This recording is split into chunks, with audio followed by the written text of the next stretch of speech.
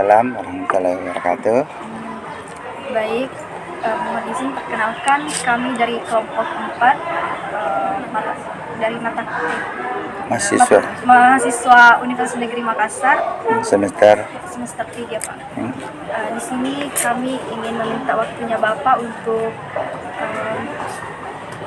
menjawab beberapa pertanyaan. meminta waktu sedikit atau banyak? Ya, kalau boleh banyak. Oh ya, terima kasih. Ya, terima kasih Pak sebelumnya. Nah, di sini kami ingin Jangan kok grogi, nyantai saja. bertanya tentang penilaian kinerja guru, Pak. Terus apa yang mau ditanyakan? Cuma itu doang. Ada, Pak. Jadi yang pertanyaan yang ingin kami tanyakan itu, Pak, bagaimana itu tentang instrumen penilaian kinerja guru?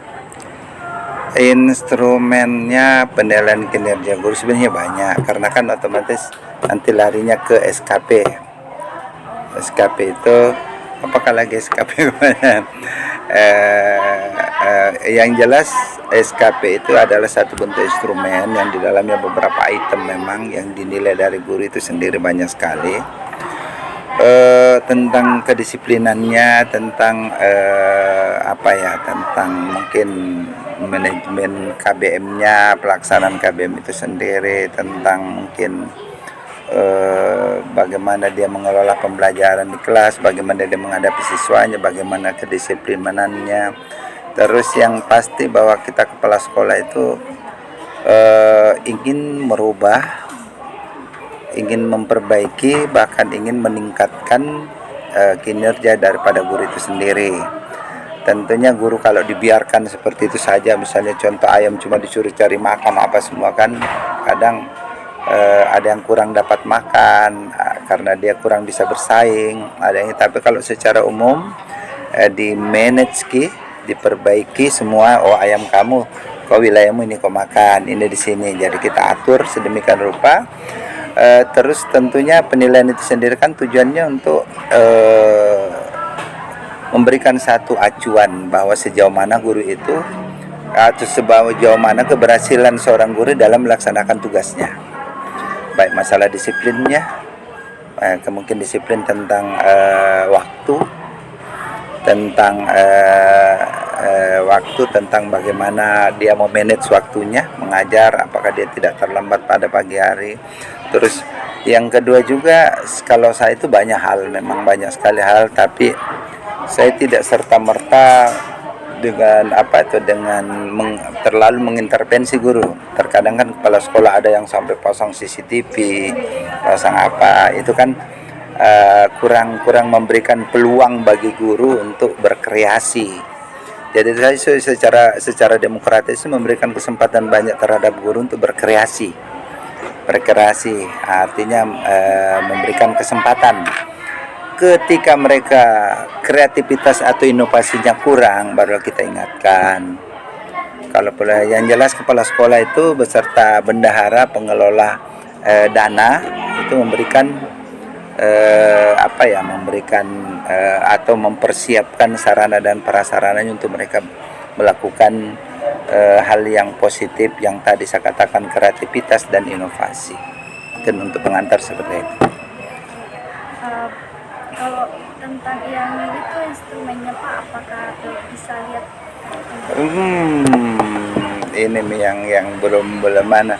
Jadi gini ya, kalau kau mau lihat instrumen kan ada di Google apa, semoga bisa buka. Kau lihat instrumennya, kalau saya suruh bukan, sebenarnya ada di Anuku semua ini instrumennya, ada di operatorku, dia semua yang Tapi yang jelas secara umum seperti itu tadi, kan di situ kalau di SKP itu ada tentang kejujuran, ada tentang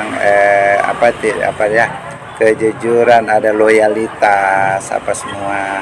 Kan terkadang kan begini, ada guru yang cerdas tapi dia tidak loyal. Loyal artinya dia tidak mau, artinya kepala batu orangnya, kadang maunya, kadang sama kepala sekolah tidak hormat.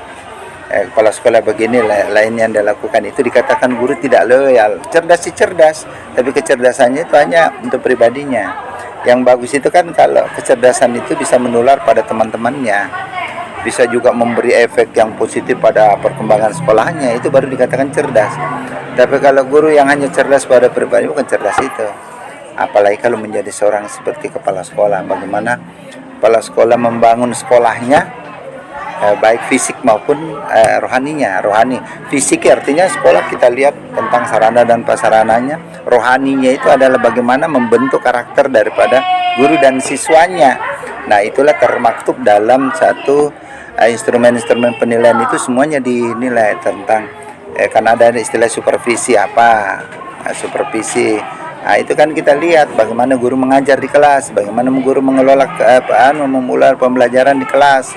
Apakah ada peningkatan ataukah dengan materi ini bagaimana dia kelola, dengan bagaimana dia menggunakan metode apa dan sebagainya, menggunakan media ataukah menggunakan alat peraga apa dan sebagainya. Itu semuanya menjadi satu bentuk penilaian, nanti diramu pada sebuah instrumen.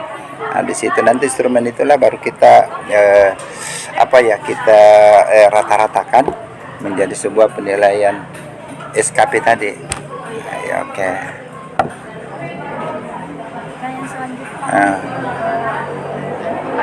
Bagaimana proses dan prosedur PKG kinerja guru yang dilakukan? PKG, apa lagi PKG? Lupa. Penilaian kinerja guru. Sebenarnya prosesnya itu sebenarnya itu tidak juga harus secara sistematis. Nah, artinya itu berjalan. Ibaratkan berjalan di hari ini, misalnya saya fokus melihat guru yang ini, tapi boleh saja secara umum, secara tiba-tiba saya lihat ini. Nah, proses penilaiannya itu sendiri tidak harus runtut, tidak harus mekanismenya harus ini dulu, tapi secara umum, secara serempak atau secara khusus itu sendiri dilihat. Nah, kita kan tahu sebagai kepala sekolah, tahu apanya guru yang harus saya nilai. Ketika misalnya hari ini saya mencatat, oh iya, guru ini ketika dia mengajar masih suka memarahi siswanya. Nah, berarti ini dianggap masih ada kurang dari guru tersebut. Nanti kita panggil, kita diskusikan secara bersama. Tidak boleh juga serta-merta kepala sekolahnya tahu bahwa ini kurang, baru lalu kita kasih nilai begini. Tidak boleh seperti itu. Jadi ada semacam kesempatan pada siswa guru sendiri, ketika kita sudah berikan masukan, dia mau tidak rubah. Ketika dia rubah, walaupun dia tergopoh, walaupun dia berusaha merubah, baru kita anggap bahwa ini guru ini sebenarnya sudah bagus karena dia mau berubah. Sebenarnya guru ini bisa dikasih nilai lebih bagus ketimbang guru yang memang sudah bagus tapi loyalitas kurang. Seperti itu. Yang jelas yang kita menginginkan kepala sekolah itu, kalau saya sendiri menginginkan, adalah guru yang mau berubah. Guru yang mau berubah itu ada guru yang memang selalu menerima dan selalu mau berinovasi. Nah, guru seperti itu. Mengenai instrumen-instrumennya, cari mungkin tidak ada semua gitu di sini itu. Jadi jamu kau. Nah, sekarang yang harus kepikiran itu sendiri, bagaimana sebenarnya guru itu harus bagaimana, kepala sekolah itu harus bagaimana menilai itu sendiri. Nah, ketika kalian jadi guru nanti, sekali ada 40 orang. Tapi saya tampil dengan gayaku sendiri. Sampai orang bilang, kau Bambang gayamu tidak, orang lain tidak punya. Tapi alhamdulillah gaya itu bikin sekolahku jadi kelihatan cerah, jadi kelihatan nampak perubahan besar, jadi kelihatan orang suka apa dan sebagainya. Sehingga orang dia bilang, kamu betul-betul hebat, kamu berani tampil beda, kamu berani dengan versimu sendiri, kamu berani dengan modelmu sendiri. Seperti itulah kalian nanti. Makanya jangan suka latah, jangan suka melihat orang suka warna merah, kamu suka mau ikut-ikutan merah. Bukannya, tapi kalau memang ada namanya keseragaman, keharusan, wajib dong. Itu kan namanya aturan. Dan aturan dalam sebuah organisasi itu tidak boleh kita langgar. Tapi ada memang khusus tertentu, itu harus kita jadi diri kita dong. Makanya ada di dalam namanya pencarian jati diri. Nah, nanti ketika kau jadi guru, itu sana kau hebat sekali, itu sana kau siswanya hebat begitu. Karena kita jadi versi kita sendiri, kita pakai pola. Jadi jangan selalu mengacu pada teori. Tidak, banyak sekali caranya. Karena ketika kita masuk di lapangan itu kadang kenyataannya susah tidak sesuai dengan teori. Kita mau kasih begini, tidak berubah, aku tak menakal je. Dia tambah bodoh ji. Apa ji ini teori? Bisa begitu, oke lah. Sekarang berpikir, berinovasi. Oh iya, saya coba dengan metode ini. Mulai bagus coba dengan ini. Akhirnya ada namanya kreativitas, itu namanya inovasi. Jadilah kalian nanti guru. Makanya ada istilah pembelajaran Vaikem. Pelajaran, oke. Coba lanjut menjadi. Jadi yang mau perjelas dulu, jadi itu yang proses dan prosedurnya itu dalam penilaian. Kalau misal ada guru yang tidak loyal, jadi dipanggil dulu untuk bicara sesi. Artinya ada bahasa begini. Kadang menegur buat saya itu bukan, saya tidak suka. Kalau saya itu ketika ada guru yang saya anggap kurang, saya tidak tegur, tapi saya selalu memberikan satu perumpamaan.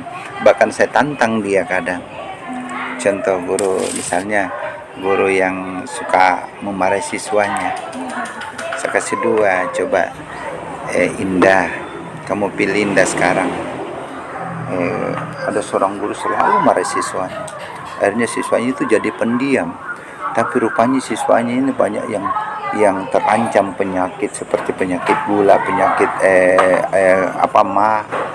Karena kenapa? Siswanya selalu ada rasa tersegentar dalam jiwa, sehingga dia memendam satu rasa yang sulit sekali. Ini akhirnya kena mah, kena gula, ini bahaya sekali. Apalagi perempuan kadang dari ke kanker payudara dan sebagainya.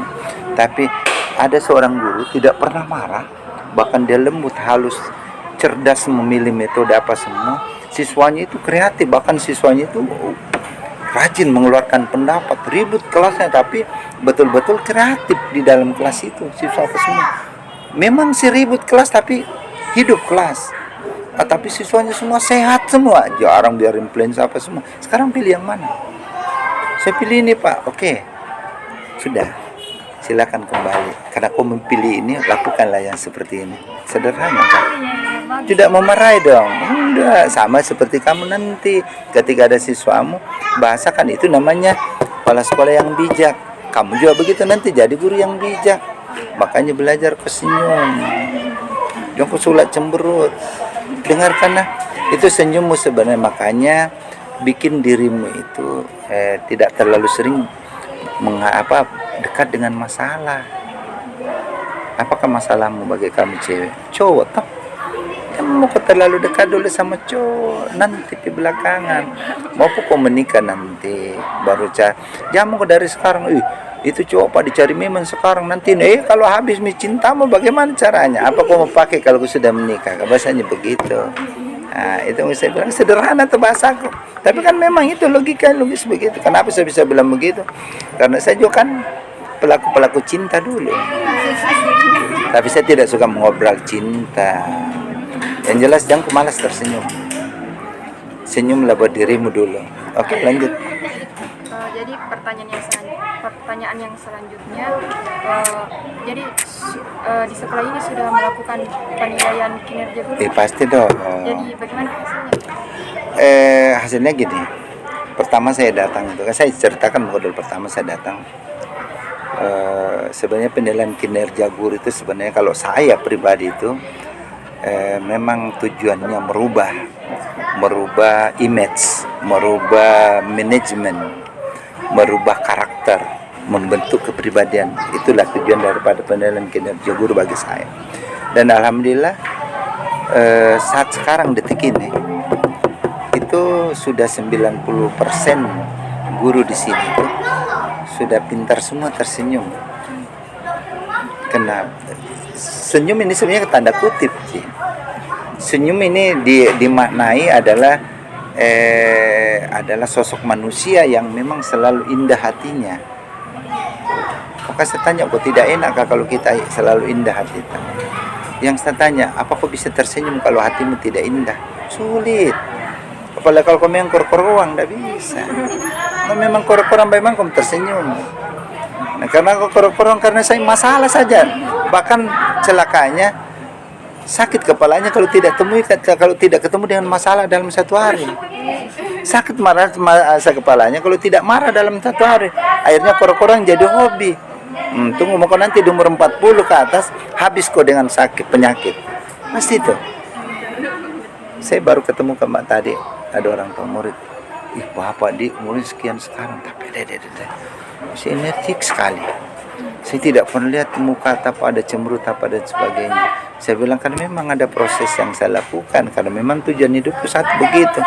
Saya pengen seperti kalian. Kalian ada kan berempat di sini, berlima sama yang tidak kelihatan. Kan saya bilang samping berempat. Saya pengen kalian berempat itu tersenyum.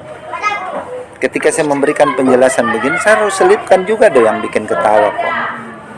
Karena memang tujuanku saya ingin orang-orang yang ada di sekitar saya itu hatinya gembira, hatinya senang. Paling tidak nanti kalau keluar banyak tahu itu dia bilang mau ibaratnya itu Kak Bambang, minimal begitu kan, minimal begitu. Walaupun ini malas senyumnya, dan nanti saya tagih senyumnya. Oke, seperti itu. Oke lanjut nih supaya apa tindak lanjut dari hasil penilaian kursi? Tindak lanjut dari penilaian kan otomatis kalau penilaian itu kan selalu berhubungan positif negatif. Kalau positifnya kan pasti kita temukan positif saja masih tetap ditindaklanjuti. Misalnya positif, misalnya dia sudah bagus minum, tapi coba tingkatkan lagi seperti ini. Karena contoh siswa itu dalam satu kelas itu kan ada 30, taruhlah 30. Menurut saya itu paling sedikit 30. Ada 30 siswa, ada 30 karakter loh. 30 karakter itu latar belakang juga beda-beda. Ada yang berlatar belakang anaknya broken home orang tuanya. Itu nanti jiwanya anak itu berkembang. Tapi kalau guru yang tidak hebat, tidak inovatif, tidak kreatif, tidak akan masuk pada ranah itu. Ranah afektif namanya. Makanya seorang guru harus hebat dong.